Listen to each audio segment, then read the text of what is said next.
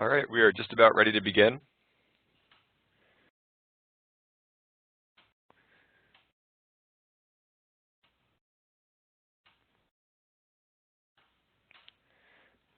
Okay, welcome to this season's first Northern Grapes Project webinar.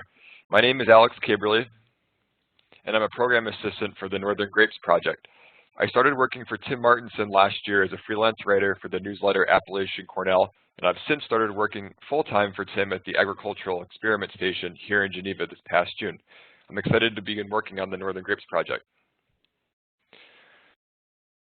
The Northern Grapes Project just concluded this past August, but we will continue with the Northern Grapes newsletters and monthly webinar series thanks to generous industry donations.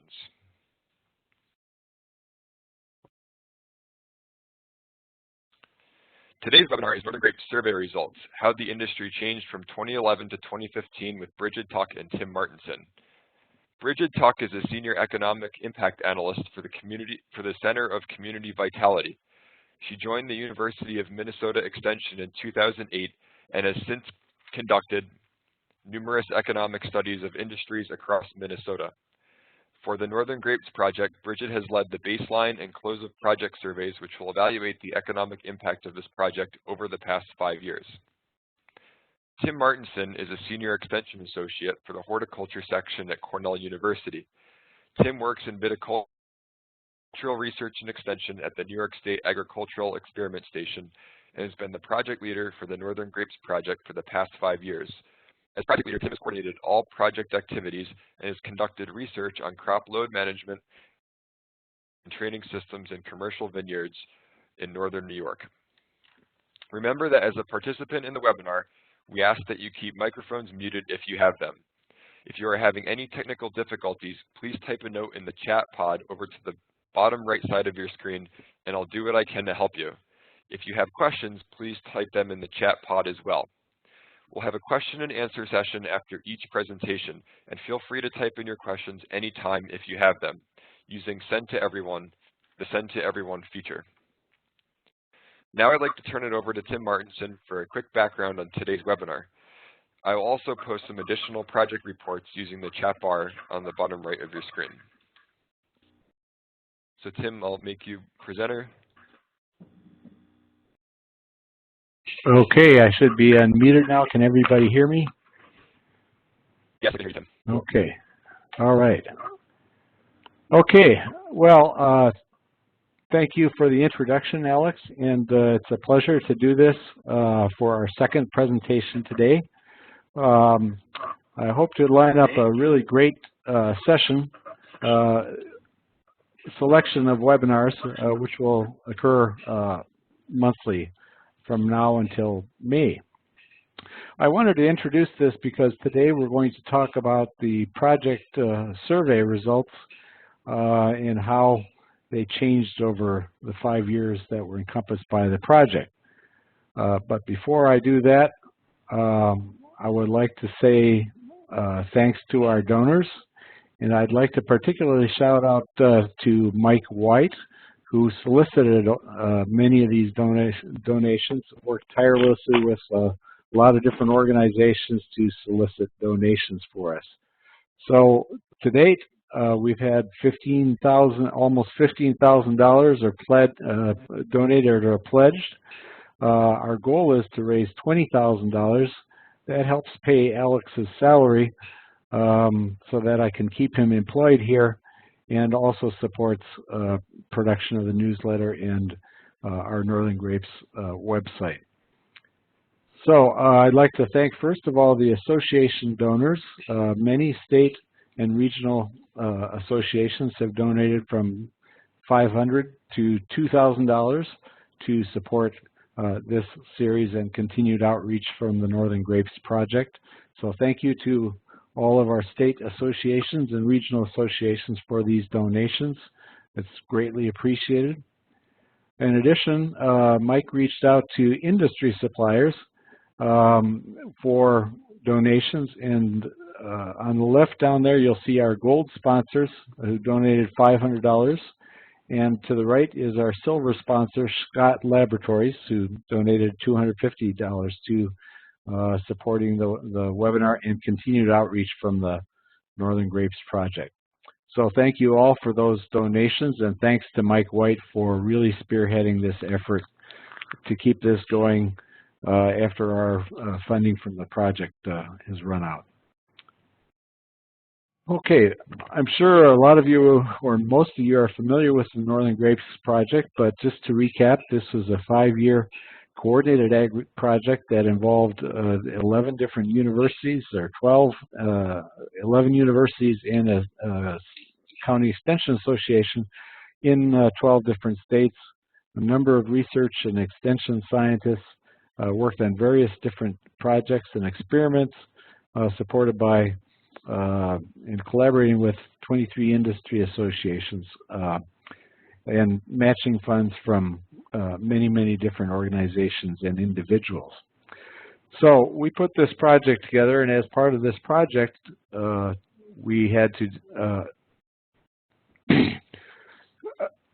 forecast some outcomes. So this is what we forecasted at the start of the Northern Grapes Project as part of our grant proposal.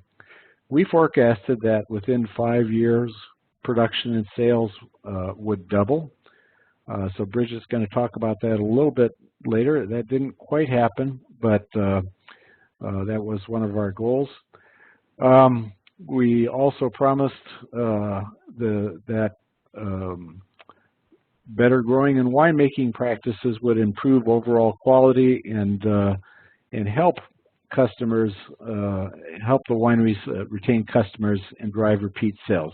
It's easy to get somebody into a winery once, but if they have not so great wine, then they won't come back. So better growing wine and winemaking practices, which is the other focus of tonight's presentation, will help that.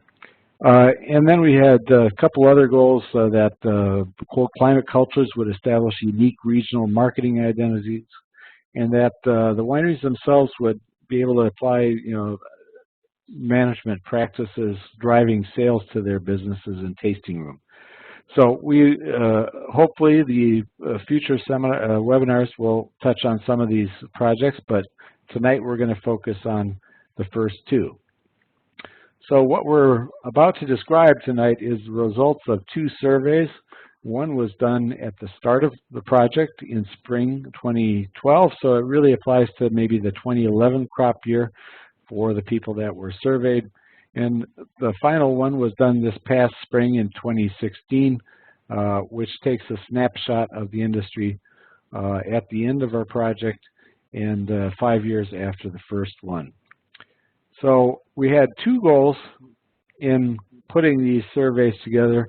The first goal, which was done by Brigid Tuck and Bill Gartner at the University of Minnesota, was to document economic impact and industry growth. And I'm going to turn it over to Brigid in just a moment to do that. The second goal of the survey was to really evaluate project impacts. So all of these projects require they have some sort of metrics that to evaluate the success or the failure of the project. So I'm going to talk about those from the viticulture standpoint as it relates to the surveys that we had.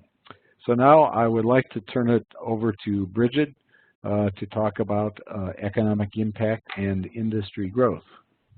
All right. Thank you, Tim. So Brigid, you have the, whoops, you don't. Oh yes, there you are. Brigid, you should be presenter. All right, okay. Excellent. Well, good evening, everybody. Glad to be here talking about my work in this project. Just a little background, I kind of got involved in this actually in 2008. We did a study just focusing on the wine and grape industry here in Minnesota. And so then when this project came around, the larger Northern Grapes Project, that's how I got involved in that project as well. So I'm going to talk a little bit about the work I've been doing. As mentioned, I am an economic impact analyst, so that is my primary goal. And that was one of the goals really of this project, was to understand how big the industry is really, because prior to 2011 we didn't really have a sense of how much activity is being generated from the cold hardy grape industry, and then to see how that had changed with time. As Tim mentioned, there were several different project goals that were part of the Northern Grapes project, and I specifically was working on that marketing and economics piece. So Tim already kind of covered the surveys as well. We did the 2 surveys, and I'm going to talk a little bit about what we found for 2015 for the growing season, and then I'm going to talk a little bit about some of the changes that we observed between the 2 time periods. It is important to note that these are just 2 time periods, kind of 2 snapshots, and we can compare them.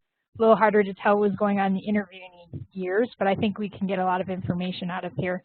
So I'm going to go ahead and talk about some of the conclusions that we drew from the survey results.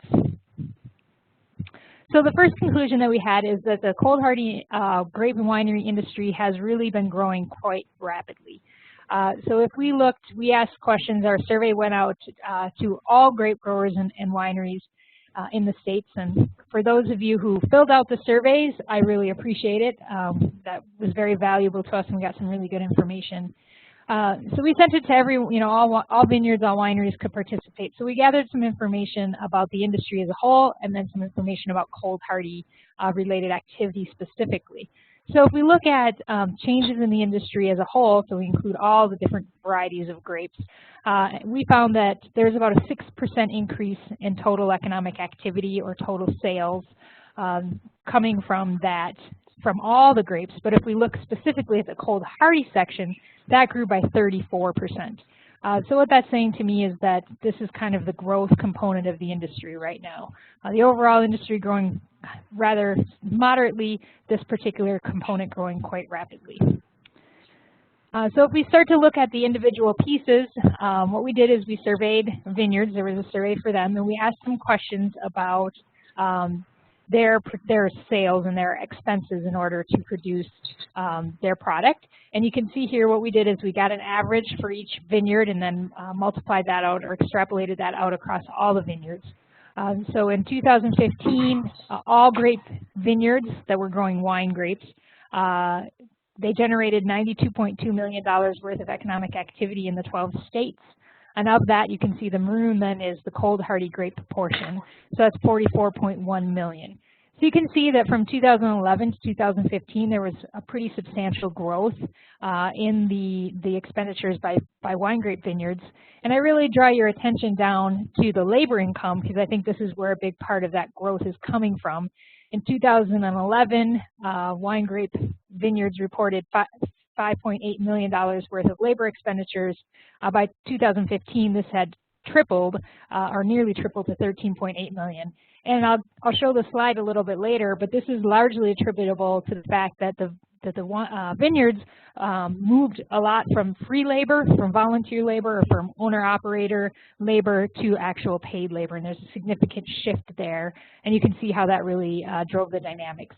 And the vineyards actually, on average, the size grew as well, so that might be part of the factor going into the higher use of paid labor.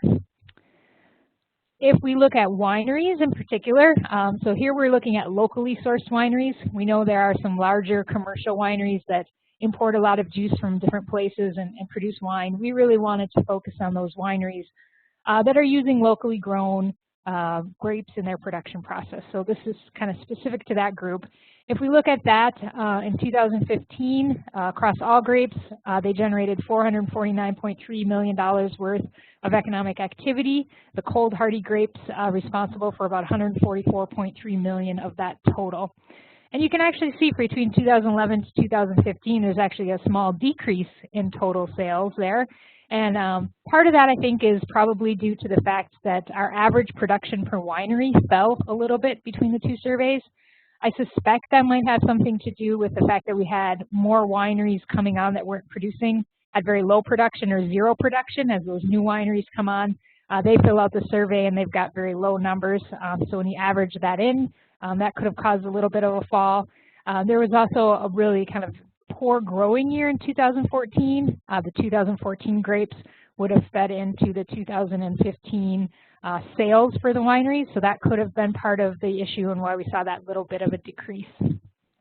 But you can see the cold hardy grape portion went up slightly, and I think that there's a couple different factors that came into play there. One factor there was the fact that the average price per bottle actually increased, and I'll show you the slide for that in a little bit too. And also we saw an increase in the tasting room visitors, so additional sales probably of other things other than wine, as well as we saw several wineries reporting for the first time that they actually took wine out of inventory and were selling it. So maybe some of them were selling off some of the wines that they had in inventory. So that might explain why we saw that little bit of an increase in sales for the cold hardy wines, despite the decrease overall. So that was probably the most notable thing related to the wineries. And then if we look at winery tourism, that's the third component that we looked at when we were looking at the economic contribution. Here you can see in 2015, winery tourists, we estimated, were spending $324.6 million when they were out and about visiting wineries, 199.5 million of that attributable to the cold hardy grape. And you can see pretty large increases here year over year. And I think part of that is due to the increase in the number of tasting room visitors. So we actually saw, we asked the wineries, average number of tasting room customers. The average went up from about 8,000 to over 10,000 in 2015. So I think that's probably driving this increase. So if we put all those pieces together and we put them in what we call an input-output model, and so we can take those direct effects, that spending, that sales generated just by those particular pieces of the industry, and then we look at what are the ripple effects that are created. So because the winery is there and the winery is out spending money in the local economy, that's creating other jobs and creating more activity. We put that all together, and this is what we have as the total contribution of the wine and vineyard industry in the 12 states. So in 2011, the total economic contribution was $1.5 billion. That went up to $1.6 billion in 2015. And you can see that cold hardy portion went up from just about 400 million to 539.1 million in 2015. So if you want kind of the headline, if you will, the cold hardy grape industry contributed $539.1 million to the economy in the 12 states in 2015, created and supported about 18,700 jobs, which paid 190.9 million in labor income. That's kind of the big takeaway. So this is really helpful for us to understand where the industry was in 2011 and now how that has changed, and we can see that that's kind of continued growth. Our second conclusion is that wineries and vineyards are starting to show signs of maturity. So in 2008, I like this picture because in 2008, when I went around Minnesota and was visiting with folks, there were a lot of just, maybe one or two people kind of standing in their vineyard. They had newly planted it and they were just kind of trying to figure out what to do with that vineyard. And I think we've really seen a shift away from that. We've seen a shift towards a business model, people having a lot more knowledge and sophistication in their operations. One place that we really see this is in that paid labor, as I mentioned before. So this is for the vineyards. In 2011, you can see that just about a quarter of the hours provided of labor were coming from paid labor, almost 2/3 coming from the owner-operator, and then about 11% volunteer labor. By 2015, this has shifted radically. You can see paid labor is now accounting for more than 50% of the hours put into the vineyard. The owner-operator dialing back to about 1/3 or so, just over 1/3, and then volunteer labor for just a small portion. So to me, we did see an increase also in vineyard size. So this might factor into it, right, as the vineyard's getting larger, harder to manage as one person, but also probably an indication that vineyards are able to hire a little bit of labor to help out now. We also see maybe just a little bit of a shift in operations here. So we broke their expenditures down into categories. So we looked at capital improvements. So that would be things like, kind of building out the vineyard. So trellises and kind of those that you would do when you were establishing a vineyard.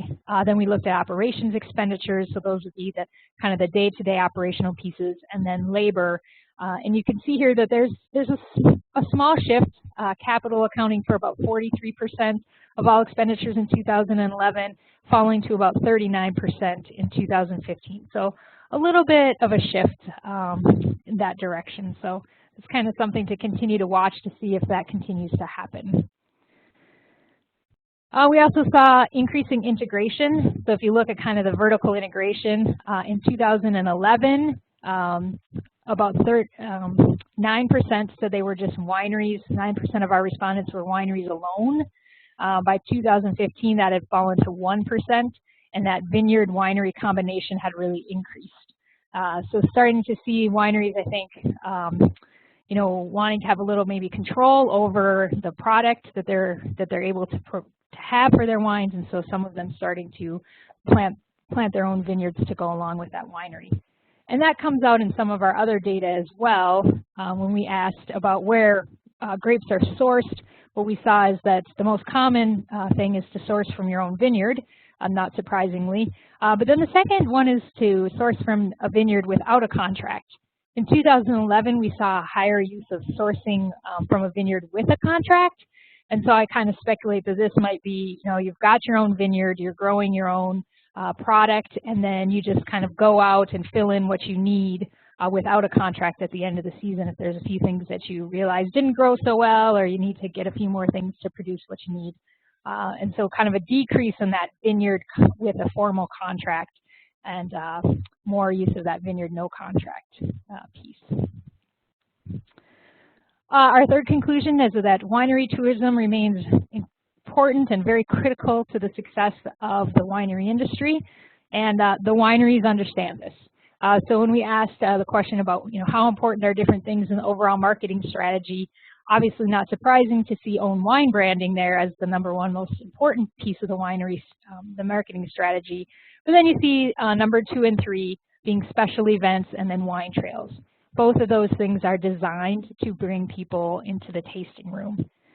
And there's good reason for this. If we look at tasting room sales by distribution channel, or wine sales by distribution channel, over 70% of wine sales are going direct to the winery visitors, so going right through that tasting room.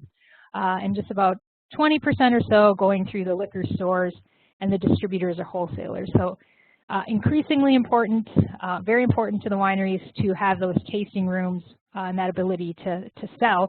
And the tourism part comes into play here because about 2/3 of the wineries that responded to the survey are in rural areas. So if you're in a rural area, you're probably, you're not in a big metropolitan area, you're probably not getting a lot of foot traffic just wandering by the winery. So really having to work to get people and draw people into that tasting room, very important to the success of the winery industry. We see, because of that, I think we're starting to see a little bit of increased sophistication. So in 2011, about 80% of wineries reported that they operated a tasting room. By 2015, that was up to 95%. Of course, if you're gonna, some of the wineries probably looking around and seeing that most of the sales are going out of the tasting room, got to have a tasting room. But we also see an increase in the use of strategies in the tasting room. So there was a market increase in the number of wineries charging for a tasting. So in 2011, it might have kind of felt like we just need to get people in to try our wines. If they try it, they'll come back. By 2015, I think wineries were starting to see that we really do need to have recover some costs off of that wine and charging a tasting room fee. Also see an increase in the number of tasting rooms that are offering other, you know, food service and other beverages and kind of a fuller experience, if you will, in that tasting room. So we're seeing the evolution of the tasting room a little bit in our data as well. And as I mentioned, we did see an increased price per bottle. I think that's probably coming from a variety of reasons there, but one of the big ones is you can see in 2011, 13% of the wineries reported that they got $0 for a bottle of wine, and that might have been, you know, some of that wine going through the tasting room and not having a tasting fee, so it wasn't recuperating for them. Might have been a strategy to try to give away some of the bottles of wine to kind of create some buzz and get some people tasting their wines. But by 2015, that was down to just 2% of the wineries reporting $0 for their bottles. So, and you can see an increase there in the number of places in that $15 to $25 range, also increasing. So we do see a little shift there in the data. Our fourth conclusion is that wineries are still very worried about government policies and sales. So this has really remained unchanged from 2011. So I asked the wineries about the challenges to the growth and development of the winery. Not surprisingly, government policy and sales were their number 1 and 2 reasons. So of course, government policy affects sales, so maybe not surprising to see them together. But you can see like things like grape and fruit availability really not on their radar screen as something to worry about, more focused on that sales piece. And it's almost sort of the opposite for the vineyards. When we ask them about their challenges, sales is pretty much, you know, the bottom. They're not worried about sales, but they're more concerned about some of the in the vineyard concerns, and Tim will talk quite a bit more about this, but kind of those disease and pest and insect issues are very much front and center on their mind. Availability of skilled labor did come up, as it was lower in their rankings previously in 2011. So again, using more labor, starting to see that they, and then the fact that they're looking for skilled labor also I think is telling. It's no longer just anybody we can get in the vineyard, but also want somebody who has some knowledge and some experience. Our fifth conclusion, and Tim will talk a little more about this too, is that planted cold hardy acreage really is increasing across the region. So in 2011, we estimated that there are about 5,900 acres planted in cold hardy grapes. By 2015, this had increased to 7,580 acres. Part of this is just the number of new vineyards coming on, as well as increase in average size per vineyard. And you can see there I've got the breakdown for the red varieties. You can see the popularity, that long-standing popularity of the Marquette, but also the Frontenac as well in those reds, and those two accounting for about 50% of planted acreage. And then you can see some of the more commonly planted white varieties, the La Crescent, the Edelweiss, the Frontenac Gris, a little more balance maybe in the white varieties. Vineyard size is increasing, so we did see a higher percentage of people reporting being in that 5-acre or more category than we had in 2011. And we do predict that growth is going to be continuing to go. So we see here that winery growth, and we asked, you know, what are your plans for the next 5 years?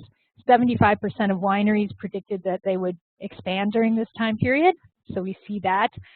What's interesting here, though, is I think about 10% of wineries indicated they'd be thinking about selling the winery, and then 2 or 3% looking at transferring to a family member. So I think this is an industry that experienced a lot of rapid growth and kind of maybe used to kind of dealing with how do we start a winery, how do we get one going, kind of getting some of those business practices started. But it might also be time as an industry to start thinking about transition planning and what are the kinds of things that we're going to have in place when people want to sell a winery, what are the issues around that, and how can those be successful so that we keep the winery in industry and so that the people who started the winery can also profit off of their initiative. And then if we look at vineyard growth, we also see some continued plans for continued growth there. About 50% of the vineyards planning to stay the same size, and most of the rest planning some sort of increase. So maybe a little bit of slowing growth from the vineyard perspective as compared to the winery perspective. So that's the big picture. There are 3 reports that we will publish, and Alex, I know, put some of the stuff in the chat box. So there will be one that looks just at the economic contribution, then there's one that summarizes all of the information for the wineries, and then one that summarizes all the information for the grapes. The economic contribution and the winery reports are done and posted on our website. The grape one has been written, it's just in the final editing process, so should be available in the next week or 2. And with that, I can open it up for questions if anyone has things they want to ask. Thank you, Brigid. Yeah, we have about 5 minutes, so if you have any questions, please feel free to type them in the chat box and to make sure that you send to everyone. So, Brigid, if I can jump in here with a question, and it's something I've asked you before, so this shouldn't be a big surprise. Now, 401 million is a big economic impact, but if you look at other studies that done particularly by a California firm that specializes in such things, they often show a lot higher economic impact. For example, there was one out of Iowa in 2012 that cited $420 million economic impact just for the Iowa industry. So are they measuring the same things that you were measuring, or is that a different type of study? Yeah, so, you know, I think it is hard to do apples to apples here because we have two very different approaches. Our approach in University of Minnesota and in all of our studies this way tends to be a little more conservative, and that's just sort of our way of going about it. One of the things that I think that other organization does is they tend to kind of look at a lot more things than we looked at. We were pretty focused in our scope, as well as like one of the things, kind of a principle, if you will, of these studies is that labor income is part of total income, so we don't add labor income to our totals. In those studies, they have done that. If you look at the studies, so they're essentially double counting everything. They're counting it all twice. I didn't look at the Iowa one directly. I've looked at some of them, but some of them also include more of an estimate of the distribution channels too. Looking at some of that piece that we did not really focus on. We were more focused on the vineyards and on the wineries.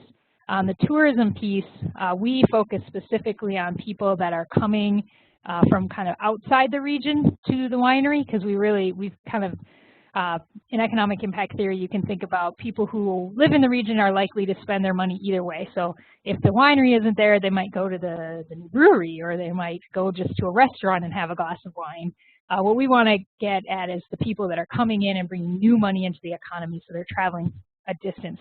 So we did adjust our tourism numbers to reflect that, and those other studies also do not do that. Thanks, Brigid. And I know that was a problem with the New York study. The Wine and Grape Foundation used to do surveys of visitors at tasting rooms, so they would count all the wineries around Seneca Lake would count all the glasses that they did, all the tastings they did, but they didn't factor in the fact that people might visit, 3 or 4 or 5 different wineries. So so they came up with a number of something like 1 million visitors to Seneca Lake. And talking with one of the owners of the larger winery, he said, I know how many people I get. And that sounds like a wildly inflated figure. So I think it's great that you've been conservative about estimating the impacts, because if you have inflated impacts, then that is in a way misleading to those people who want to invest in the business. Might raise some false hopes.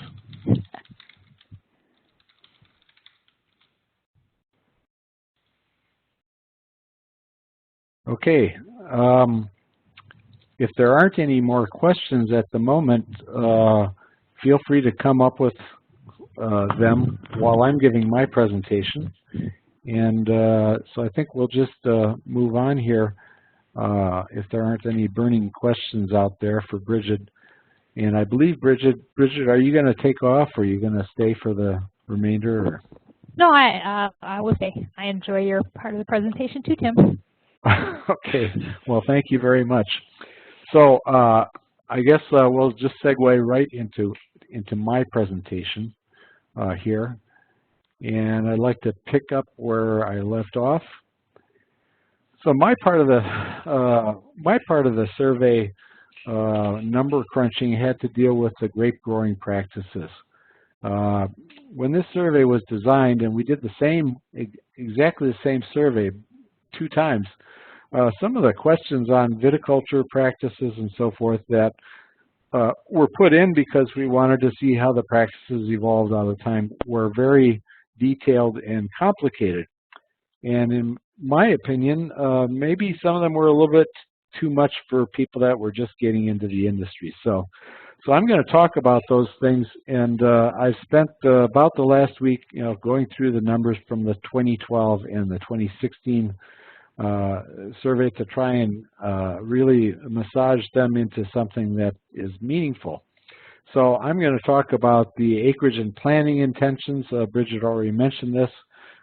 training system, canopy management, cropping level, fertility practices, and insect and disease management. So I think my emphasis is going to be in part on how things have changed, but also in part how the survey response reflect a mixed audience of people, that some of them that had a lot of knowledge and some of them didn't have very much knowledge about some of the practices. So we'll get into that in a minute, and I'm sure you'll understand what I mean when I get there. So one of the things that was great about this survey in both 2012 and 2016 is that we had broad representation from all the different states in the Northern Grapes Project, plus a few others. And yeah, we're looking at 330 responses in 2012, 372 in 2016. Of course, not all the answers to all the questions were totally usable, so that number is going to vary by the attribute. So one of the things that is very striking, and this is from a guy who's used to working with vineyards that are 60 to 200 acres in size. Some of them, our largest grower in the Finger Lakes has 800 acres. So the survey respondents to this survey, again, it's a new audience of new growers. So a lot of the farms were very small. And in fact, in both surveys, the majority of our responses were from people that had 3 acres or less of vineyards. One of the things, though, that did happen in our second survey is that if you'll notice that the larger, 5 to 10, 10 to 20, and more than 20 acres, we got a lot more responses from those people. So as a result, the average size of those responding went from 4.3 acres to 12.9 acres. And I know for a fact we had at least 1 or 2 people with 200 acres or 100 to 200 acres respond to the survey from here in New York, which indicates increasing interest in these varieties. So Brigid already mentioned this, so I'm not going to really mention much about this. But the format I'm going to go through is to post the question and then some responses that we got. So again, Brigid already mentioned this, that most people, that maybe the pace of planting has slowed from what it was in 2011, but people are hanging in there and planting either slight increases or some substantial increases in their grape acreage over the next couple of years. So yield targets, this is very important to me because regardless of how far you want to go in pursuit of the quality, and there is a trope in the wine industry that says, well, low yields equals high quality. It's not quite true, but low yields also is a recipe for bankruptcy in terms of grape growing, or unprofitability at least. So what we saw in the survey both years is pretty similar results, that about 3/4 of them were looking at less than 4 tons per acre.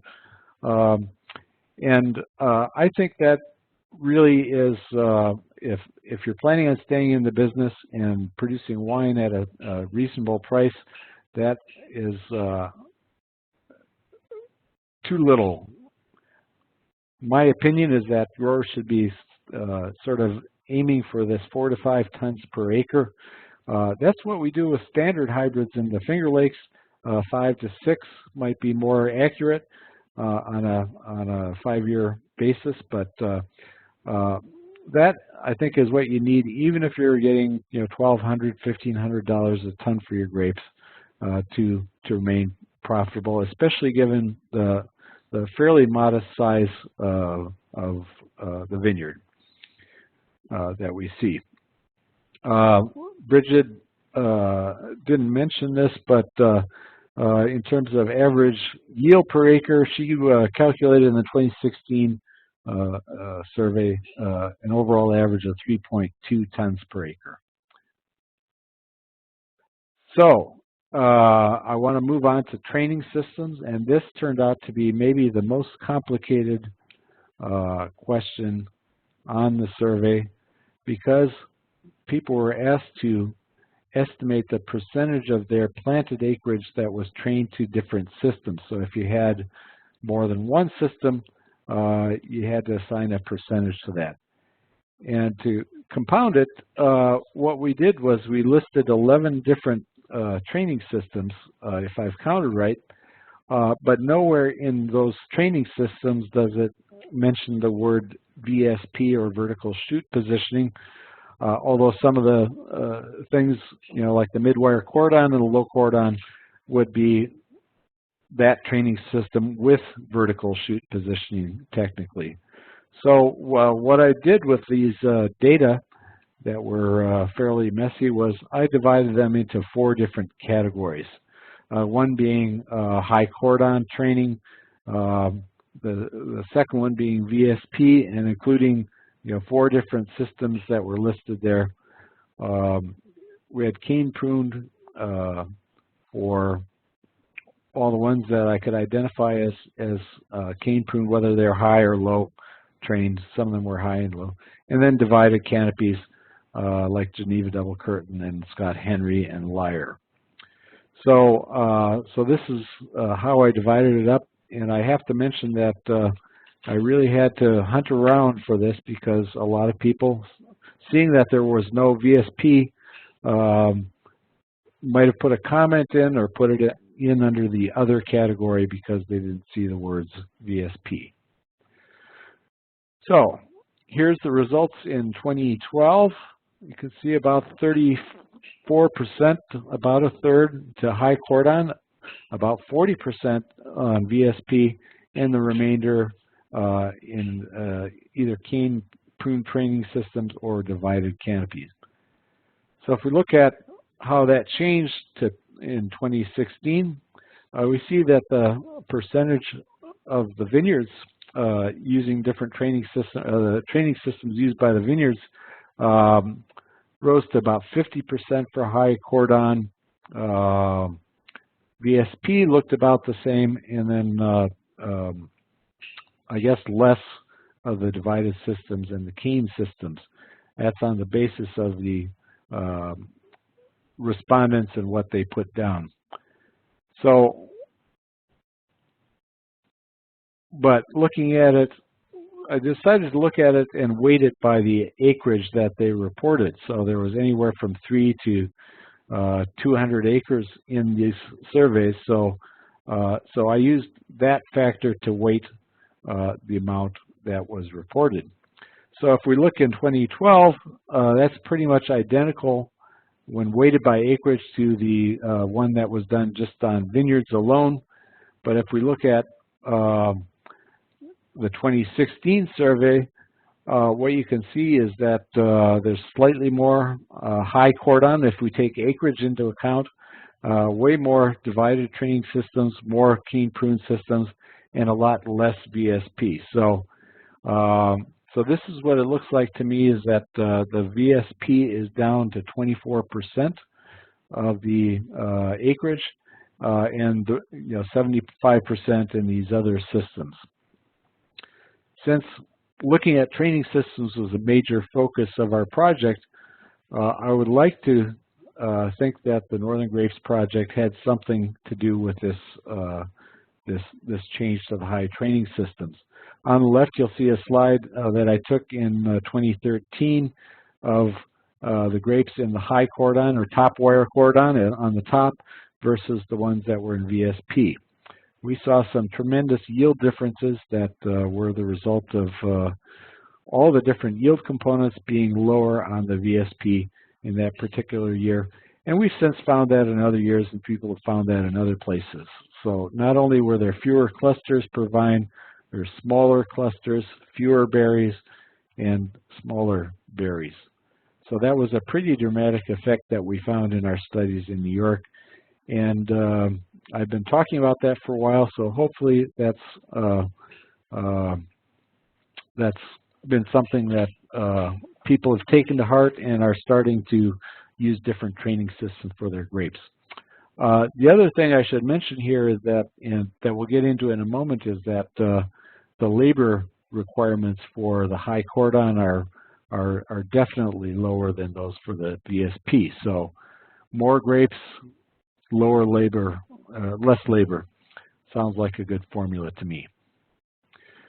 So we also asked the questions about canopy management. These were a little bit complicated, and so I tried to distill that down into one question: is how many times do you make passes through the vineyard?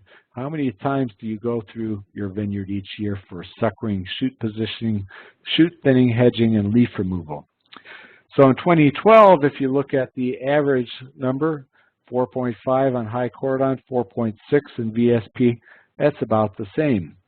But if we look from 2012 to 2016, you can see that the number went way down by about half for the high cordon, and it also declined a little bit for the VSP, but not nearly as much.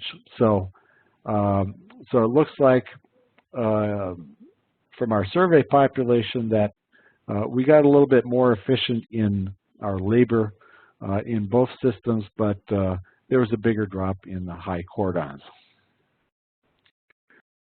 So the other thing we asked about is crop adjustments. So there is an idea out there that you have to manage cropping levels for quality, and it certainly is true. You can overcrop grapes. So how do you get there? So what are the different practices you use? And the most obvious first one is dormant pruning, which everybody does. And if you're experienced at that and you have mature vine, you're looking at how many buds am I leaving per vine. You might leave extra buds and then cut them off, cut them off later after they push, but you're aiming for a certain number of canes or spurs or buds on each vine. So after that first cut, then you have the opportunity to do shoot thinning, and I'm gratified that a lot of people use this practice because I think it's one of the most cost-effective practices. If you do it when the shoots are 3 to 6 inches long, you can just brush them right out, move at a slow walking speed, and really do it very efficiently. In some studies we did here in the Finger Lakes, we timed this, and we were able to get through an acre in about an hour and a half to 2 hours. So then the next cut is cluster thinning. And in general, I think it's best, I feel it's best to avoid cluster thinning if at all possible. If you're going to do it, you are dropping crop and not really modifying anything else about the vine. Whereas with shoot thinning, you're modifying the light environment, and so I think that's a very important practice, as well as reducing the crop. But I was a little dismayed to see 33% of the, a third of the respondents talking about cluster thinning at variation as a practice they did. I think our results, that late in the season, basically the die is cast in terms of maturity of your grapes. If you remove some clusters at variation, you might get slightly higher bricks at harvest, but I might question with some of the varieties, is it important to get up to 25 or 26 versus 24 degrees bricks? Probably not that huge a thing, but it's not going to reduce your acidity. It's not going to modify the pH. It's not going to have a lot of impact on the cluster attributes after harvest. So my take on it is that it might even out the variability in maturity. For example, in reds, if you take off some lagging clusters, but it is an expensive practice, and every cluster you throw on the ground is basically money that you're throwing away, in my humble opinion. So, so I think there's some opportunity for growers to rethink this practice, and if you think you need to do cluster thinning, to decide on it early in the season when you can have more of an impact. Okay, so moving on to soil fertility, Paul D'Amoto is a specialist in this, so he made the questions and really talked a lot about ways that you measure fertility in order to plan out your nutrition program. So the first question is, how often have you tested the soil? A lot of the responses in our early survey said pre-plant only. Of course, the vineyards weren't very old at that time. And then as things have progressed, you can see more of them talking about doing soil samples every year. So my opinion about this is that really the soils might not change very fast. So really, if you do a soil sample every 3 to 5 years to check the balance of your potassium, magnesium, calcium, the major cations and so forth, and check your soil pH, I think every 3 to 5 years is definitely a good interval to shoot for. So the next question was about soil pH, and looking at the data, it looked like half or 70 or 80% of the people didn't know what the soil pH was at your site. And I feel this is unfortunate because the appropriate pH is something that really controls the nutrient availability to the roots. If your pH is very low at your site, you're going to have restricted uptake of nutrients by the roots. So the sweet spot, sort of unknown for these varieties, but we're looking at somewhere between 6 and 7, the pH. In New York, we have a lot of acid soil, so we typically do have to know what the pH is and lime it before, often lime it before planting and at intervals afterwards to bring the pH. So my message to you tonight is pay attention to your soil pH, know your soil pH. The other way you have to judge nutrient availability is through tissue testing, that is petiole testing. So, our survey responders, very few of them had really done petiole sampling. This is not totally surprising, but I want to recommend it as a practice that allows you to really understand the vines, what the vine is experiencing nutritionally. And we like people to do it either once a year or every other year when the vines mature. It's not a necessary thing to do when the vines are non-bearing, because really it takes a crop to come up with the right sort of figures for that, and judge your nutrient programs. So Brigid already mentioned this, and so this is where you remember that figure where she asked about the major challenges, and what I want to really kind of close my talk off with is the challenges in insect and disease management.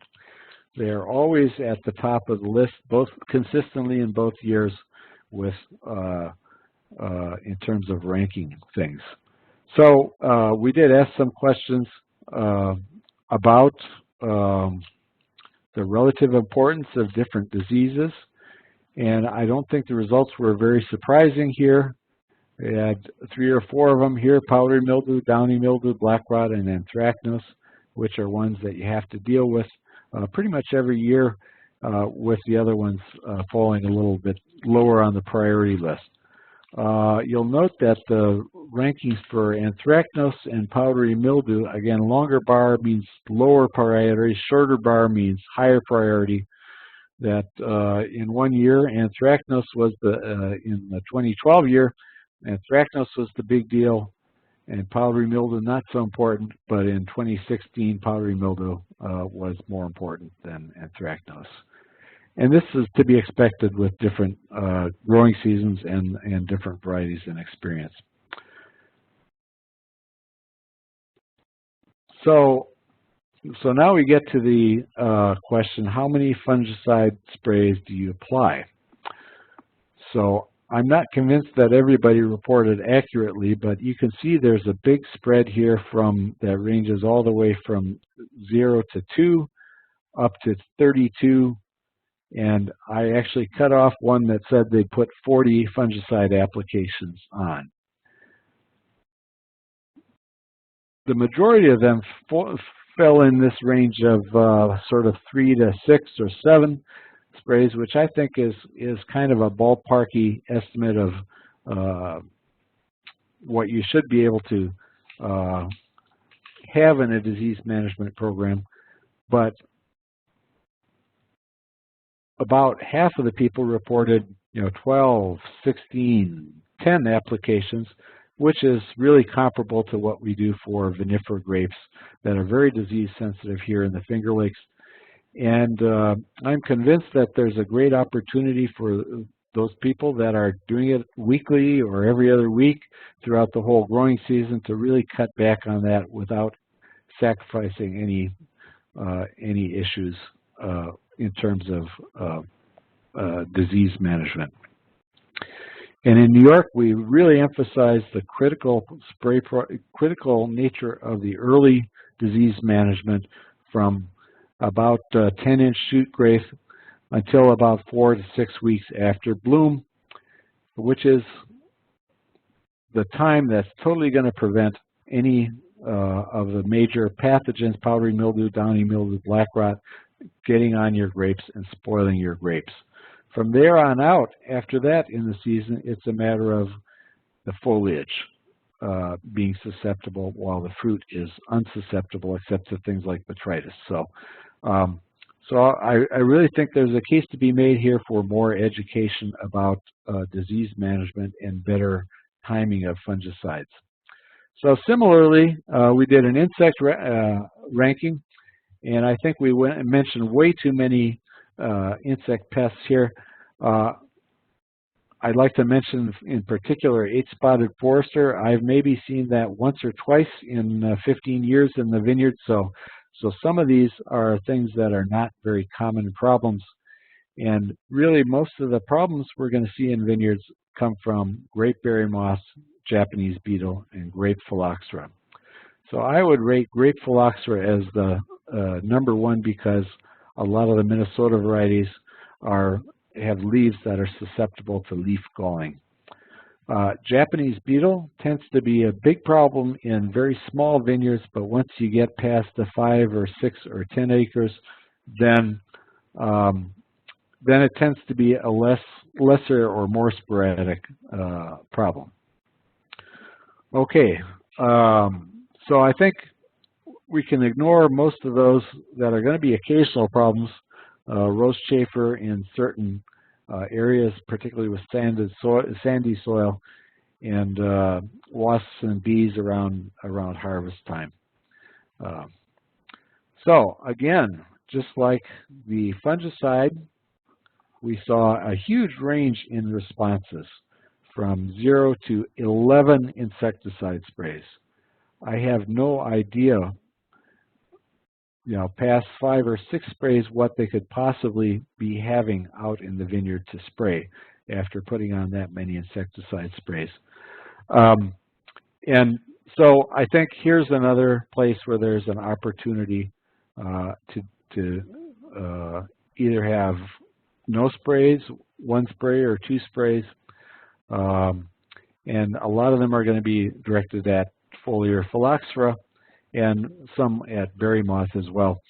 But I think the range of sort of 0 to 3 insecticide sprays is a very much more reasonable goal. And we have lots of growers here in the Finger Lakes that may only occasionally put on insecticides. They might do it once or twice, but we don't have anybody that puts it on 11 times. So one of the things I wanted to mention as an aside is some of the comments we got. We asked people to put in numbers, but some of them typed in text. And so here's the range of responses we got for insecticides. Spray frequency, never, only as needed, every 5 days, 7 days, 7 to 10 days, 15 days, 3 weeks, once a month. When really the thing that you want to focus on in insects is when they appear in their life cycle and timing those for the appropriate timing. And we have models and lots of information out there to help you do that. One of the things in particular I saw crop up time and time again with both insects and diseases was the 7 to 10 days. So that makes me think that somebody must have written, well, you should put things on every 7 to 10 days. And that's a simple no-brainer program. But as you get more knowledge, so that would be 10 or 11 sprays during the course of the season, which is probably overkill. So as you gain more knowledge in how to, in the pests and the diseases, when they appear, how they appear, under what conditions, then I think that can substitute for some of these extra sprays.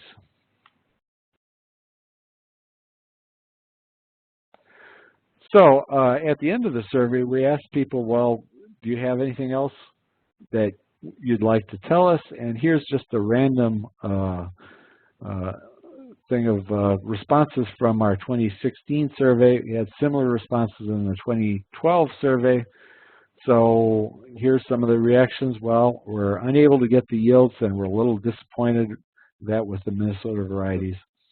It was difficult to answer some of your questions. Here's one I like, that growing grapes is more work than I thought. That's a common theme. I have a lot of studying to do, and one grower observed that canopy management really helps a lot to control most fungal problems. And that definitely is true, that's an important part of management programs. And finally, here's a grower from Iowa, I believe, who said, well, I don't get a lot of return off my grapes. I love growing them, but I might have to push them out because the price of grapes is not going up to compensate for the rising costs of labor and chemicals.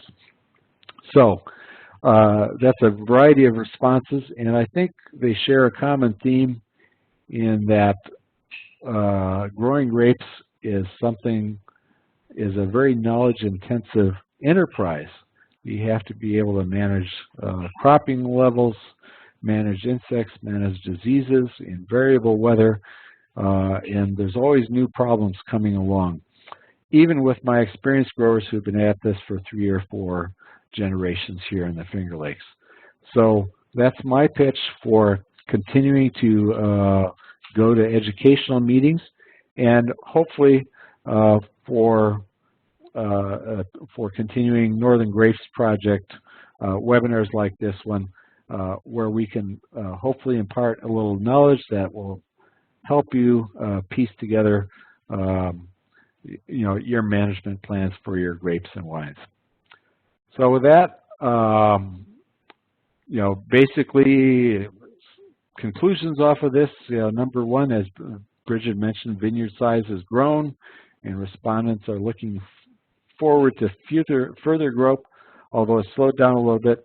There has been, in our surveys, a shift from the VSP to the high training systems, and again, that is probably in part a response to the vineyards getting larger and the labor requirements for VSP, all the things that you have to do to have a good VSP being a little bit onerous for these grapes, and high training systems being a more efficient system that does tend to produce more grapes.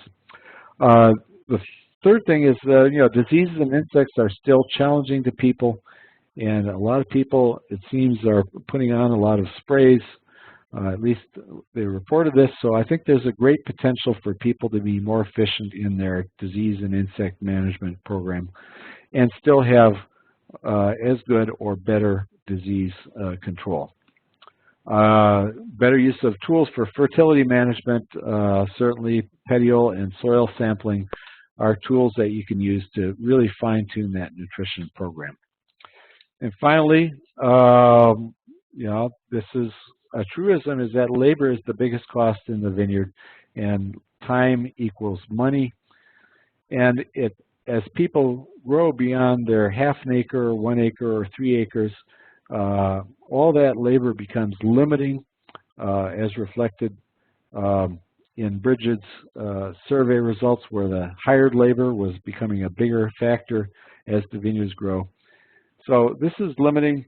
So as you progress and develop your businesses, I think it's important to consider and start thinking about mechanization as a substitute for labor.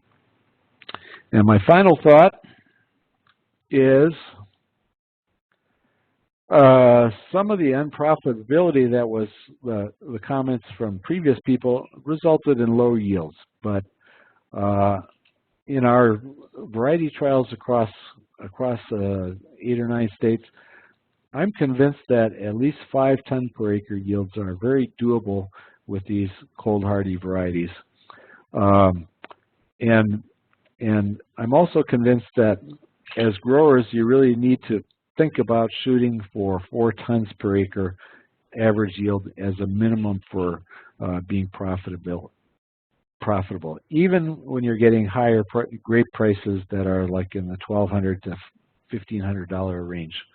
Many of our growers here in the Finger Lakes grow grapes for $400 or $500 a ton, make a living at it. Our Concord growers grow grapes, high yields of grapes, highly mechanized for $230 a ton or even less. So I think that these grapes can be profitable for you, and I think that really progressing in management skills and learning more about what to do, talking with your neighbors and finding out what works is something that will help you get there.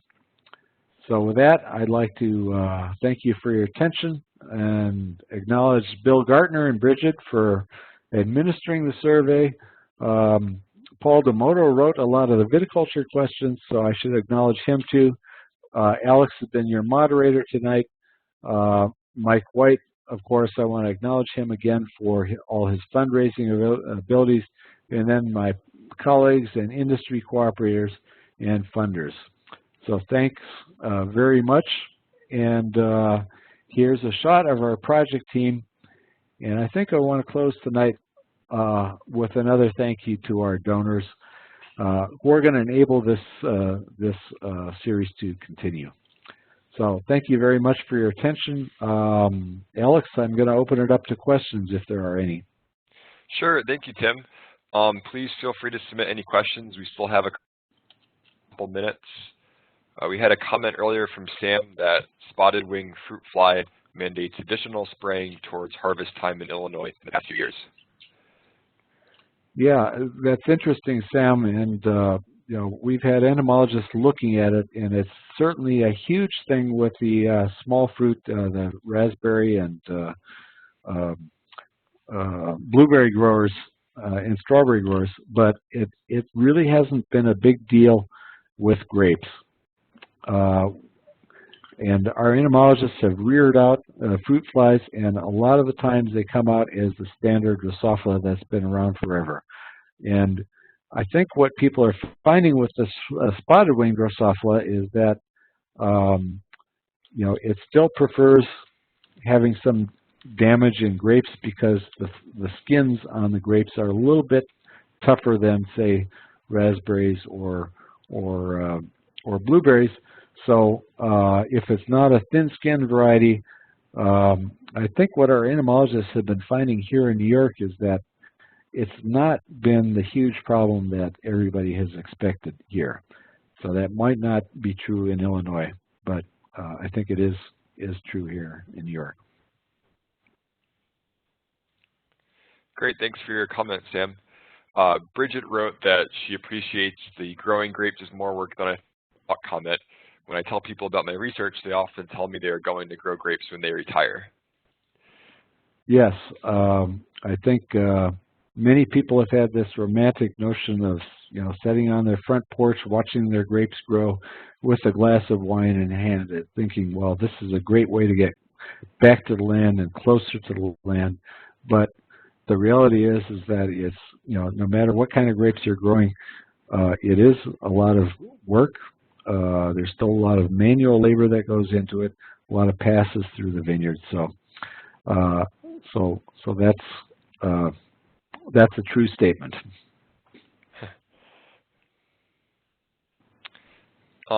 Reed just submitted a question. I have a problem with Japanese beetles in southeast Iowa. Any suggestions? Yeah, plant more grapes. Yeah. No, seriously. And I don't know what the specific insecticide recommendations are anymore. It's been a while since I've been a practicing entomologist, but the Japanese beetle adults, they tend to be things that are pretty easy to knock back with insecticides. And I can't remember, and I don't know if anybody's in the audience, if Mike White's there, if he might have some insight to this. But my one of the reasons I said plant more grapes is because if I go out where there's 50, 60 acres of grapes and look at Japanese beetle, there might be some feeding on the top of the grapevines, but it's not the grapevines being totally stripped. So we often see here in New York some minor damage, but if you have a backyard vineyard with 5 vines, they might aggregate there, or a quarter of an acre, there might be enough of them to really aggregate them there and really do some serious damage to your vineyards. So my suggestion is to watch for when they appear, and here in New York it tends to be around the middle of June. Look at what you got, and if they build up to the high numbers, insecticide treatment. But also realize that if it is just removing, say, 4 or 5% of your foliage on your grapes, that is not probably a really serious problem. Okay, another question came through here that says, have you thought of surveying the Canadian growers? That's from Jason. And I guess the answer is no, but maybe somebody from Canada will survey the growers from Quebec. I did give a program up in Quebec a couple of years ago, and I know there's a lot of interest and a lot of attendance in these webinars. So hopefully somebody will do some surveying of the industry in Canada. But we can't do it with federal funding here in the U.S. Okay, so Mike White had a comment, again, pursuant to the Japanese beetle. He says, yes, I agree, the smaller the vineyard, the higher potential for economic damage from Japanese beetle.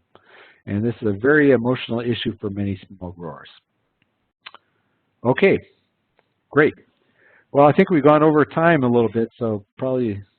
Yeah, if anyone does have any additional questions for Tim or Brigid, feel free to email me. I'll post my email address in the chat bar.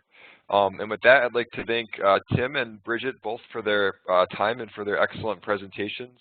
I'd also like to thank all the participants as well as sponsors and industry donations for their continuing support of the Northern Grapes Project webinars. And as a reminder, the webinar series will continue on Tuesdays of each month from now and through May. And slides and a recording of this webinar will be posted on the Northern Grapes Project website over the next few days. The next webinar is scheduled for Tuesday, January 10th in 2017, and it's going to be called Integrated Disease Management based on cultivar susceptibility and fungicide sensitivity with presentations from Patty McManus and David Jones from University of Wisconsin-Madison. Please feel free to visit our Facebook page. Our page is just called Northern Grapes Project, and you can post feedback on today's presentation as well as any recommendations for future topics. And also stay tuned. In the next week or so, we'll also publish the latest issue of the Northern Grapes Project newsletter. So thank you again, Tim and Brigid, and we'll see everyone again next month. Thank you all for coming out tonight. Appreciate it.